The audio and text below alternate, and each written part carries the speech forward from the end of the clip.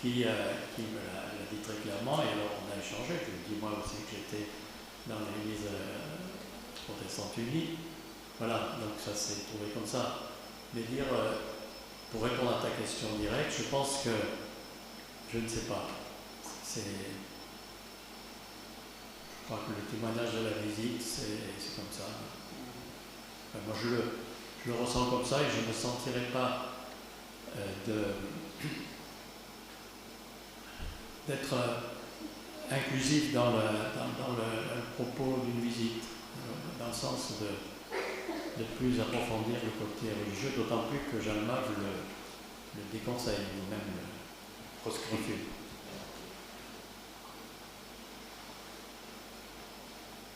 Mais peut-être aussi c'est parce que je ne me sens pas suffisamment confiant et quelque part chrétien de tous les jours. Est-ce qu'il y a d'autres questions pour Philippe?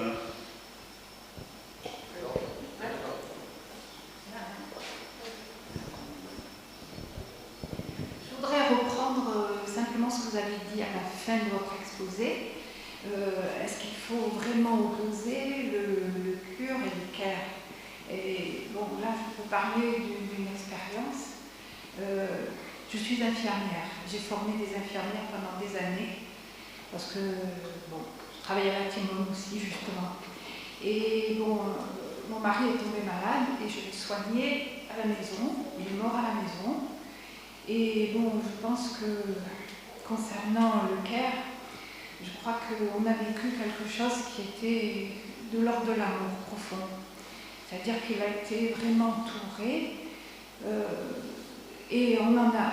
Cet amour, c'était à la fois pour lui et pour moi et pour nos enfants. À un certain moment, avec mes enfants, nous avons dit bon, ben, ce qu'il faut maintenant, c'est aider à mourir. Et c'est ce que nous avons fait. Et ça a été fait que, je veux dire, dans une compréhension, quelque chose qui l'a aidé. Et en même temps, comme il ne voulait pas rester hospitalisé, il allait faire ses cures et il rentrait tout de suite. Jusqu'à ce qu'un jour, on lui a dit, ben, de toute façon, c'est plus la peine de venir, ça ne sert plus à rien. Et bon, lui, ce qu'il m'a dit, tu vas vite au bureau des entrées et tu reprends rendez-vous pour la prochaine cure de chimiothérapie. Parce qu'en même temps qu'il avait cet entourage familial, il avait besoin aussi des soins. Parce que c'était pour lui une sécurité, c'est ce qui le tenait, c'est ce qui lui permettait de continuer à vivre jusqu'au bout. Pendant longtemps, je le perfusais la nuit parce qu'il n'arrivait plus à manger. Je l'hydratais, il était à bout de force et il allait travailler. Et des fois, il vomissait en chemin, mais il avait besoin en même temps de... Donc, ce que je me dis, c'est qu'on ne peut pas opposer les deux choses. Et que par expérience, aussi bien au niveau professionnel que personnel, je pense que les deux sont vraiment indispensables. Voilà. Oui, merci beaucoup pour ce témoignage. Ce dont j'ai fait référence, il me semble, c'est ce que je ressens, c'est quand ça se passe à l'hôpital. C'est-à-dire que justement, j'ai insisté en disant que le corps médical n'a pas assez le temps d'avoir ce care qui est indispensable pour les gens, surtout en soins palliatifs. Voilà, donc quand ça peut se faire dans un milieu familial, c'est sûr que c'est très très précieux et qu'allier les deux, c'est mieux, me semble-t-il. Merci pour le micro, merci pour l'exposition. Moi, je suis AVS formée et vraiment, ça me fait beaucoup de la joie jusqu'à présent. Quand j'allais parfois faire des stages dans les maisons de retraite, dans les l'EHPAD, et cet accompagnement, surtout quand on a une connaissance biblique, on sait que Dieu existe, et cet apport qu'on apporte auprès des malades en fin de vie, ça fait quelque chose de particulier. Voilà la personne qui doit partir. Et autour de cette personne, comme la sœur vient de nous dire là, avec leur encadrement auprès de son mari, là, le départ même, c'est comme si c'était un voyage pour la personne. La personne est en train de mourir, mais ne s'en rend même pas compte que c'est un voyage qui n'a pas de retour. Mais avec cette idée-là, qu'il est accompagné auprès des personnes, ça fait beaucoup de la joie. Et cet accompagnement avec cette association, c'est très bien fait. Moi, je suis prête à être, qu'on m'appelle, même bénévolement, pour pouvoir continuer ce travail de faire là. Parce que quand on fait avec un esprit chrétien, on sait que Dieu existe, nous savons pourquoi nous sommes venus sur terre. Et cette relation que Dieu nous a inculquée, aime ton prochain comme toi-même. Donc ça, c'est la bienvenue dans notre vie sur terre. Merci.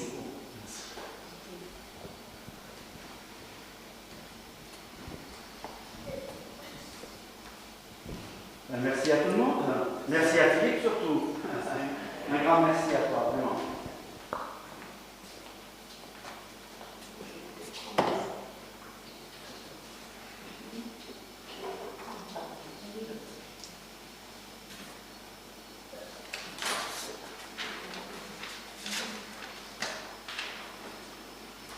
Donc encore une fois, merci à toi Philippe. Voici quelques annonces sur la vie de notre communauté. Ce mardi, nous vous invitons, tous ceux qui veulent, à une séance de formation vidéo, voilà, avec Aurore, peut-être Marie-Claude et moi, sur le livre des juges. Est-ce que vous connaissez dans la Bible le livre des juges et les récits des juges? En tous les cas, si vous voulez en savoir plus, rendez-vous ce mardi à 20h en visio. Voilà, dans mes mails paroissiaux, vous avez ce lien que vous pouvez retrouver ou vous me le demandez. La pause spirituelle aura lieu comme d'habitude jeudi prochain à 18h30. Jeudi 19h, il y aura un conseil de Terre Nouvelle. Et vendredi 19h, un conseil presbytéral. Voilà.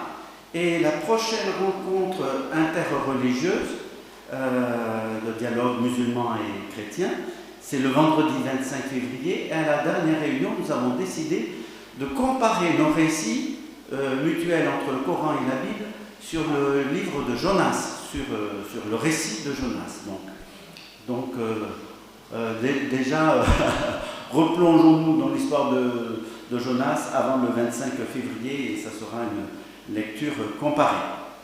Le prochain culte, nous aurons encore une fois de la chance, c'est Pierre-Olivier Dolino qui sera notre prochain témoin le 6 février sur le thème des mineurs non accompagnés et de la Fédération de l'entraide protestante. Donc encore un thème costaud. Le 13 février, c'est Daniel Humbert qui sera notre prédicateur. Rappelle-moi le thème, s'il te plaît. Jésus chasse les marchands du temple. Jésus marche les chassants du temple. Voilà. Chasse. Mais c'est ce que j'ai dit. Non, pas tous les chasseurs. Bon, je vous crois.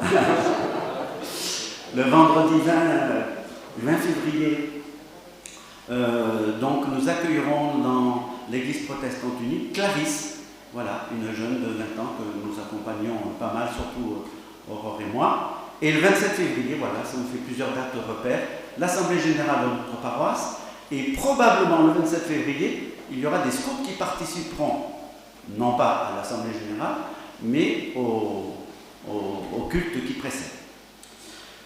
Voilà, et donc, est-ce qu'il y a des nouvelles des uns et des autres à partager? Oui, il y a Rosemary qui salue tout le monde. Oh, Merci. Rosemary. Elle est toujours en Allemagne? Je ne sais pas où elle est. Elle va bien. Elle va bien, ça c'est une bonne nouvelle. Voilà. Et elle m'a demandé de vous saluer tous. Très bien, c'est sympa. Voilà. Vous avez aussi les salutations de la communauté catholique de l'église de Notre-Dame-Limite, avec qui Michel et moi étions dimanche dernier. Merci beaucoup. Et Philippe. vous avez aussi les salutations de certains anciens de la paroisse, en particulier du temps du foyer fraternel, puisque c'était à l'occasion du décès de Colette Pfister. Certains l'ont connu, Colette Pfister, Colette Pfister a été morte il y a 4 jours, et il y avait un enterrement à Aix la semaine dernière, en début de cette semaine, et on était allé en particulier pour rencontrer son fils Olivier, qui est très handicapé, qui a vécu avec sa mère jusqu'à sa mort. Et on a rencontré comme cela les pieds, que certains connaissent, ainsi que l'épaule, et puis les autres, les parodies. C'est l'ancien de cette paroisse. Merci Philippe, merci beaucoup. Bien, si nous avons donc échangé les nouvelles et qu'il n'y a plus rien d'autre à dire, je vous invite à un moment d'intercession, de prière les uns pour les autres. Seigneur notre Dieu, nous voulons encore une fois te rendre grâce parce que ta présence dans nos vies est une visite avec un infini amour. Et cela nous aide à vivre et nous fait vivre.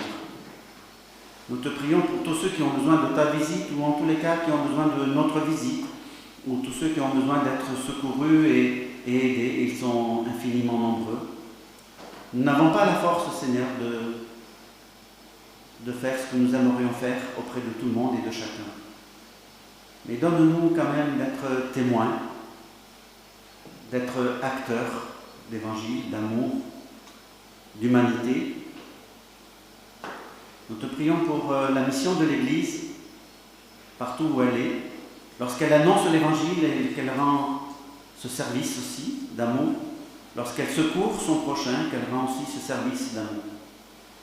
Nous te prions pour le ministère de Philippe, celui de Myrine, celui qui a été celui de Yvonne et ce ministère de chacun d'entre nous. Merci pour ceux qui parmi nous ont un ministère de lien téléphonique, pour Michel, tout ce qu'elle fait aussi, de lien avec les uns et les autres, pour le travail de chacun de nous, le travail que nous faisons de cœur et dans la reconnaissance de ce que tu es pour nous et pour chacun. Tous ensemble, Seigneur, nous remettons en toi et nous te disons cette prière que tu nous as donnée. Notre Père, qui es aux cieux, que ton nom soit sanctifié, que ton règne vienne, que ta volonté soit faite sur la terre comme au ciel. Donne-nous aujourd'hui notre pain de ce jour. Pardonne-nous nos offenses, comme nous pardonnons aussi à ceux qui nous ont offensés.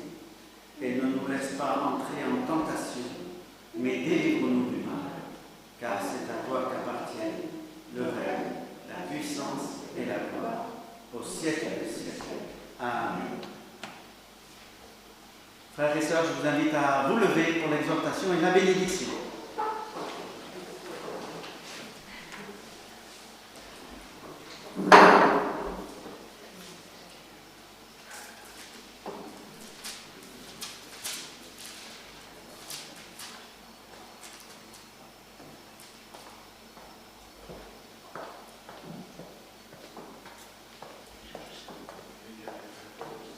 D'accord, ok, très bien.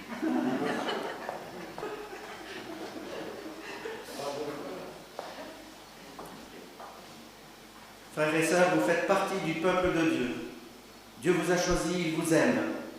C'est pourquoi vous devez vous revêtir d'affectueuse bonté, de bienveillance, d'humilité, de douceur et de patience. Supportez-vous et portez-vous les uns les autres. Pardonnez-vous réciproquement, comme le Seigneur vous a pardonné. Et par-dessus tout, frères et sœurs, mettez l'amour, ce lien qui vous permettra d'être parfaitement unis. Que la paix du Christ règne dans vos cœurs. Que la grâce de notre Seigneur Jésus-Christ, l'amour de Dieu le Père et la communion avec l'Esprit Saint soient avec vous tous dès maintenant et pour toujours. Amen. Et avant de chanter notre dernier cantique, eh bien, je vous invite effectivement au moment de l'offrande. On peut se rasseoir du coup pendant l'offrande. Et les musiciens peuvent se préparer, c'est le cantique 616. Confie à Dieu ta route.